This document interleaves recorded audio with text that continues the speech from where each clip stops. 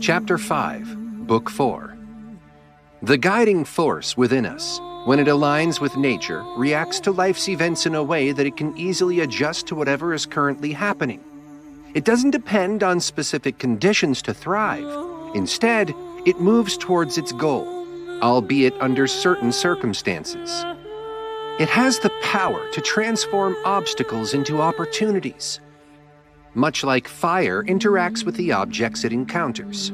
A small flame might be extinguished by what it comes into contact with, but a strong fire will quickly assimilate and consume the material added to it, growing larger and more intense as a result. This principle illustrates how we can use challenges and adversity to fuel our growth and progress. Always act with intention and align your actions with the highest principles of excellence. This approach ensures that every deed contributes meaningfully to your life's purpose. Many people seek external places of refuge, like countryside homes, coastal retreats, or mountain sanctuaries. You too might find yourself yearning for such escapes. However, Marcus Aurelius points out that this longing is a common trait of humankind. True serenity, he argues, is found not in physical spaces, but within oneself. The mind, when inhabited by orderly and constructive thoughts, offers a sanctuary unmatched by any external environment. In this inner retreat, tranquility prevails. Born from a well-organized mind. Regularly take time to withdraw into your own thoughts, revitalizing your spirit. Rely on foundational principles that cleanse the soul and liberate you from discontent about external circumstances. If the misbehavior of others disturbs you, remind yourself that humans are social creatures meant to coexist and support each other. Recognize that endurance is part of justice and that people often err without malice. Reflect on the countless who have died in conflicts and let go of animosity and bitterness. If dissatisfaction arises from your role or fate in the universe, ponder the existence of either a divine providence or a random assembly of atoms. Accept the concept of the world as a global community and find peace in this understanding. If physical sensations or desires trouble you, remember the distinct and powerful nature of the mind. It can remain unaffected by bodily sensations when it recognizes its own strength. Recall your beliefs about pain and pleasure, and use this knowledge to achieve tranquility. If you are tormented by the desire for fame, consider how quickly fame is forgotten and becomes irrelevant. Think about the vast expanse of time, the ephemeral nature of acclaim, the unpredictability and lack of discernment in those who give praise, and the limited scope within which this praise exists. The entire world is merely a point in the vastness of the universe. Your home and the number of people who know you are even smaller. Those who might offer praise are but a tiny fragment in the grand scheme of things. This broader perspective can bring a sense of peace and release from the need for external approval. Remember always to retreat into your own inner sanctuary. In doing so, ensure that you don't overburden or distract yourself. Embrace freedom and view the world through the lens of a human being, a community member, and a mortal.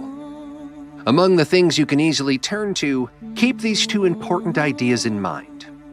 First, external events don't affect your soul. They are outside of you and unchangeable. Our disturbances arise from our internal perceptions.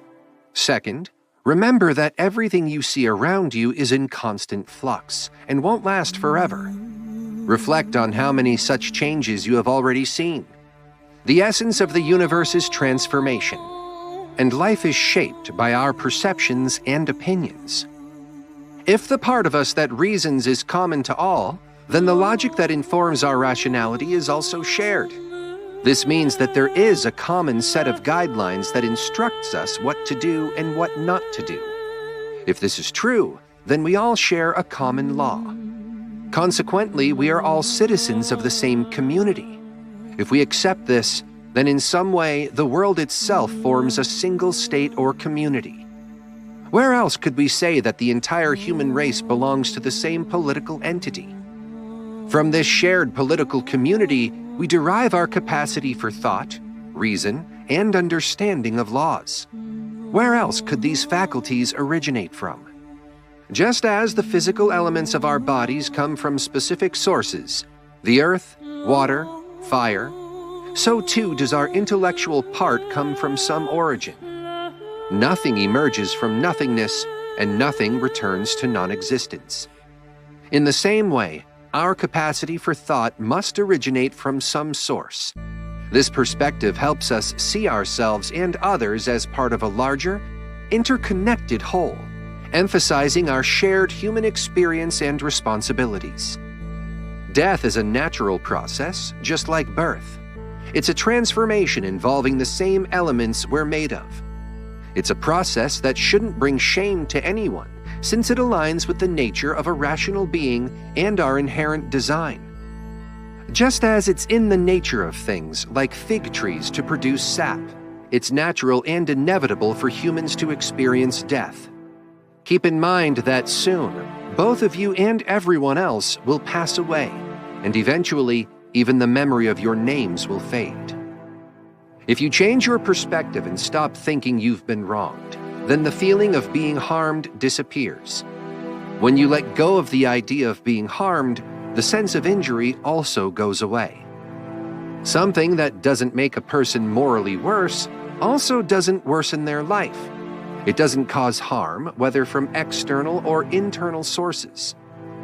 The universal nature, which is beneficial to all, necessitates this process. It's an integral part of the cycle of life and existence. Reflect on the idea that everything that happens does so justly. If you look closely, you'll see that things don't just happen in a continuous sequence, but each occurs with a sense of fairness, as if orchestrated by someone who assigns each event its proper value. Keep observing as you have started, and align your actions with being truly good, in the deepest sense of what it means to be a good human being. Apply this understanding to all your actions. Don't adopt the perspective of those who wrong you, or how they want you to see things. Instead, see things as they genuinely are. Always be ready with two principles. First, act only according to the guidance of your inner rationale and governing self, which suggests what is beneficial for people. Second, be willing to change your views if someone provides a valid correction or different perspective.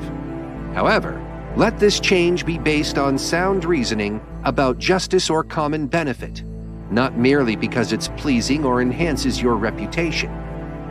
If you possess reason, use it. If it performs its function properly, what more do you need? Remember, you are a part of a larger whole. You will eventually return to the source that created you, not in a literal sense, but by transforming back into the fundamental elements of the universe. Consider this analogy. Many grains of incense are burnt on the same altar. Some fall sooner, others later, but the timing makes no real difference. In just 10 days, you can transform from what others perceive as a beast or an ape to being seen as a divine being. If you recommit your fundamental principles and the rational guidance of reason. Don't live as if you have thousands of years ahead of you. Death is imminent. While you're alive and have the power, be virtuous.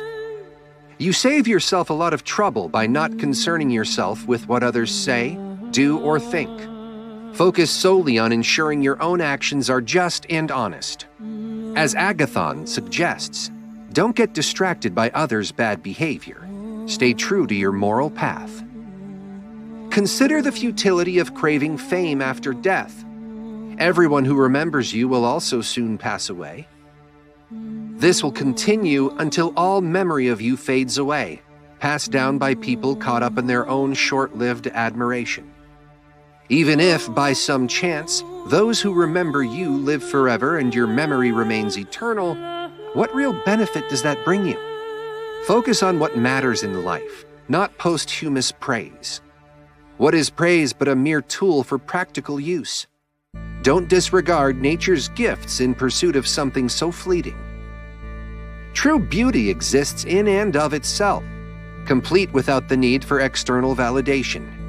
A thing does not become better or worse because it is praised. This holds true for common conceptions of beauty, like physical objects and works of art. Real beauty, like virtues, law, truth, kindness, modesty, needs no praise. Does praising these virtues make them any more virtuous? Does an emerald lose its quality if it goes unpraised? What about gold, ivory, purple fabrics, musical instruments, flowers, or plants? None of these things lose their inherent value due to lack of admiration. If souls persist after death, how does the air accommodate them all, especially considering eternity? Similarly, how does the earth have space for all the bodies that have been buried over countless ages? Just as buried bodies decompose and create space for new ones over time, souls that transition to the air also undergo transformation. After existing for a certain period, they change, becoming part of the universe's creative force, and thus making room for new souls. This is one way to explain the continued existence of souls. But consider not just the number of human bodies buried, but also the countless animals consumed daily by us and other creatures. The earth assimilates this vast number because these bodies are transformed into blood and then into air or fire elements. The key question here is about the nature of existence, the division between the physical or material and the essence, the cause of form, the formal. In your actions, don't get caught up in the chaos. Always uphold justice and keep your understanding clear in response to every new situation or impression you encounter. Embrace the notion that everything in harmony with the universe is also in harmony with you. Time is relative. Nothing is too early or too late if it aligns with the universe's timeline. Embrace all that nature's seasons bring, as all things originate from, exist within, and ultimately return to nature. This perspective is like the poet's admiration for the city of Cecrops. Similarly, should you not also revere the universe, the grand city of Zeus? The philosopher's advice to focus on a few tasks for tranquility can be enhanced. Act not just minimally, but purposefully. Do what is necessary and what aligns with the nature of being a rational and social creature. This approach offers tranquility not only from performing actions correctly, but also from the simplicity of doing fewer things. Unnecessary words and deeds consume much of our time and energy. By eliminating these, we gain more leisure and experience less agitation. Consistently question the necessity of your actions and thoughts to prevent the rise of redundant activities. Experiment with the lifestyle of a virtuous person, one who is content with their lot in life, acting justly and with kindness. Observe how this aligns with your nature and brings you peace. When confronted with chaos or misdeeds, remain calm and embrace simplicity. Remember, when others do wrong, they primarily harm themselves. Whatever happens to you has been allocated from the universe's beginning, part of a vast and interconnected plan. Your life is fleeting. Make the most of the present moment through reason and justice. Maintain balance, even in times of leisure. Consider whether the universe is an orderly cosmos or a jumbled mix. Either way, it forms a universe. Can you have internal order while believing in a disordered universe, especially given the interconnectivity and harmony of all elements within it? The cosmos, whether orderly or chaotic, operates on principles that reflect balance and interconnectedness. Your role within it is to align yourself with these principles, creating a personal order that resonates with the larger order of the universe. Think about various negative traits: cowardly, overly emotional, obstinate, brutish, immature, senseless, deceitful, rude, fraudulent, or oppressive. A person who is ignorant of the universe's contents is just as much a stranger to it as one who is unaware of its workings. Such a person is like a deserter, turning away from the shared logic of humanity. They are metaphorically blind. closing their eyes to understanding. They are impoverished if they depend on others for what they need to live and cannot find all they need within themselves. A person who isolates themselves from the collective reasoning of humanity due to dissatisfaction with life's events is like a sore on the world. The same natural forces that bring about these events also brought them into existence. Someone who severs their connection with the shared rationality of living beings is like a fragment torn from a greater whole. Consider two types of philosophers. One lacks material possessions, and the other lacks scholarly resources. Another, half-dressed, claims he has no bread but still follows reason. And yet another doesn't earn a living through his knowledge but remains committed to rational principles. Embrace and love the knowledge and skills you have acquired, no matter how modest they may seem.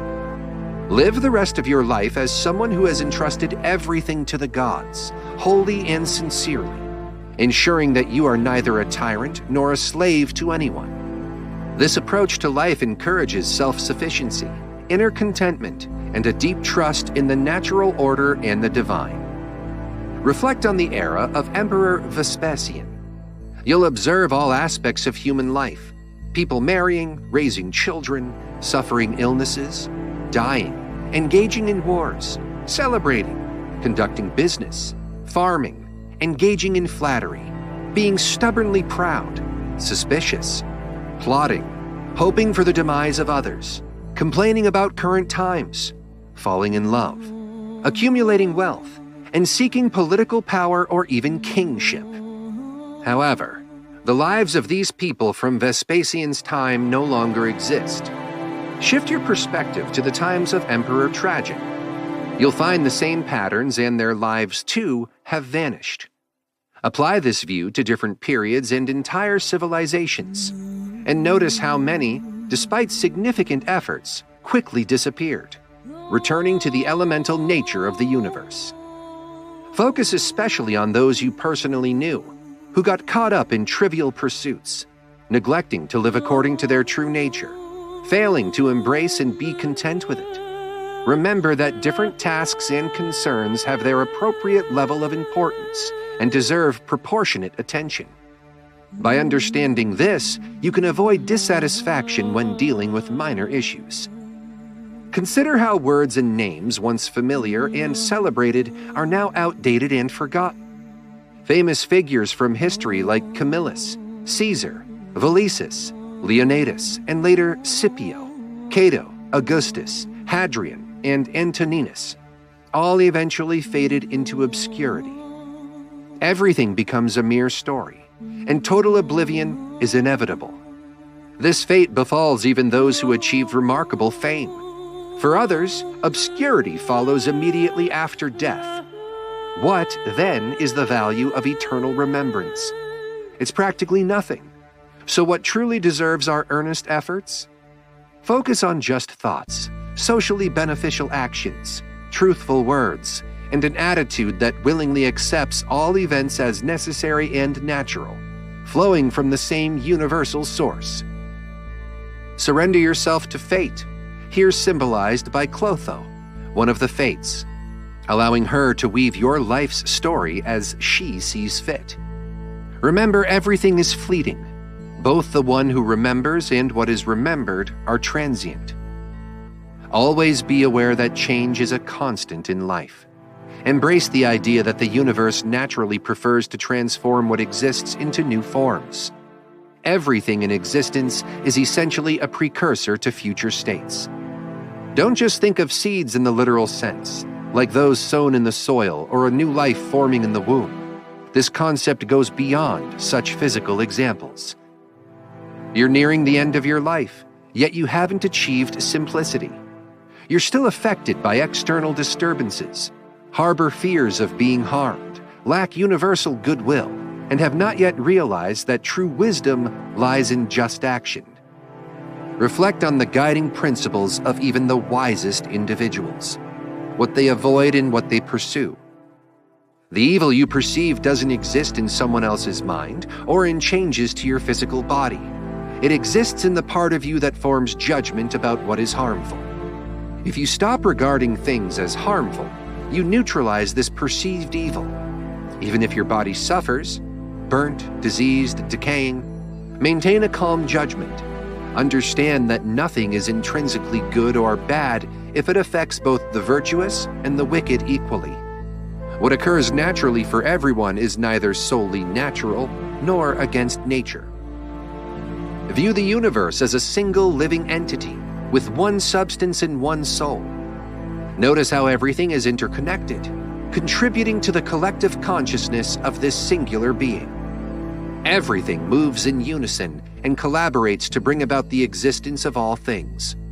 Observe the continuous unfolding of events and the intricate interweaving of the universe's fabric.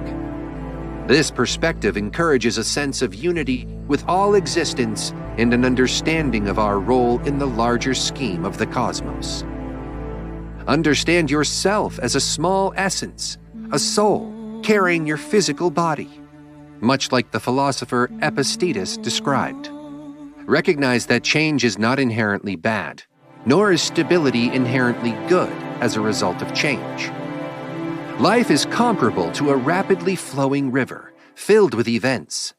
Each event, once it occurs, is quickly swept away, replaced by another. This continuous flow is as natural as roses blooming in spring or fruit ripening in summer. Likewise, common human experiences like sickness, death, slander, and betrayal are to be expected, not causing undue surprise or distress. In the grand sequence of events, each occurrence is perfectly suited to follow its predecessor. This isn't a random succession, but a logical, interconnected progression. Just as all things in existence harmonize together, new events arise with a remarkable correlation to those that came before. Keep in mind Heraclitus's observation about the continuous transformation in nature. Earth becomes water, water becomes air, air becomes fire, and so forth. Remember those who lost sight of their path and argue against the very reason that governs the universe, finding daily occurrences bizarre and unfamiliar. Be aware that our actions and words should be conscious and deliberate, not like those of sleepwalkers or children who mimic what they see without understanding. If a deity informed you that you would die tomorrow or the day after, you wouldn't be overly concerned about the exact day if you truly value your life rationally. The difference between the 2 days is insignificant.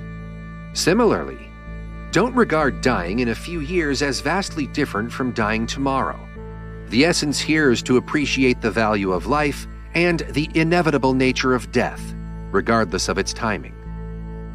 Reflect constantly on how many professionals in various fields have passed away, despite their expertise and achievements.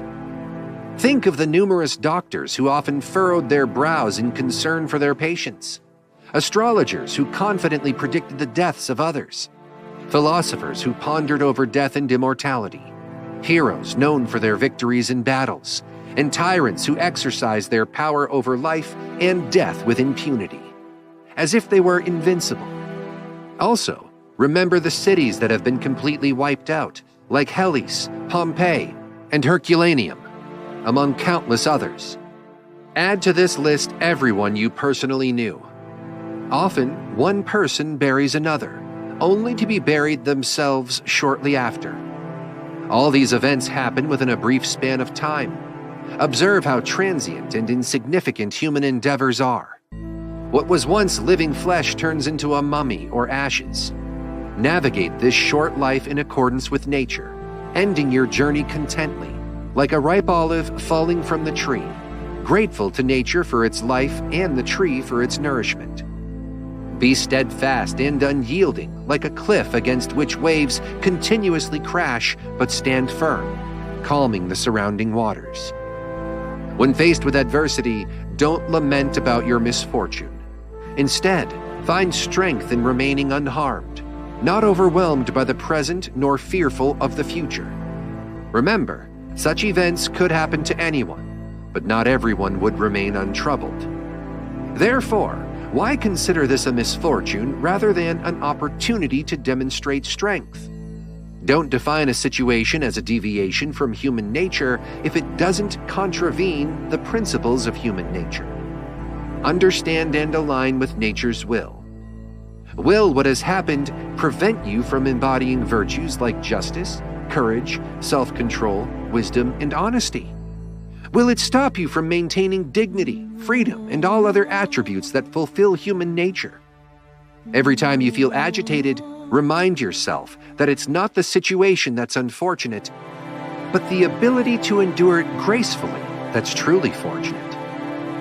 Reflect on a simple yet effective way to diminish the fear of death. Consider those who clung to life with great tenacity. What did they truly gain over those who died young? Eventually, they all ended up in the same place, the grave. Figures like Catacanius, Fabius, Julianus, Lepidus, and others who oversaw many funerals before themselves being buried serve as examples. The span between birth and death is remarkably short. Reflect on the struggles encountered during this brief period, the challenging company we keep, and the frailty of our bodies. With this perspective, life shouldn't be overly prized. Consider the vastness of time that precedes and follows our existence. Both past and future are infinite, making the difference between a life lasting a few days and one spanning several generations insignificant in the grand scheme of things. Embrace the most straightforward approach to life, which is to live naturally. Let your words and actions be guided by the most rational principles.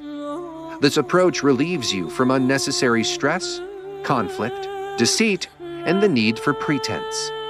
Living according to sound reasoning simplifies life and aligns you with the natural flow of the universe.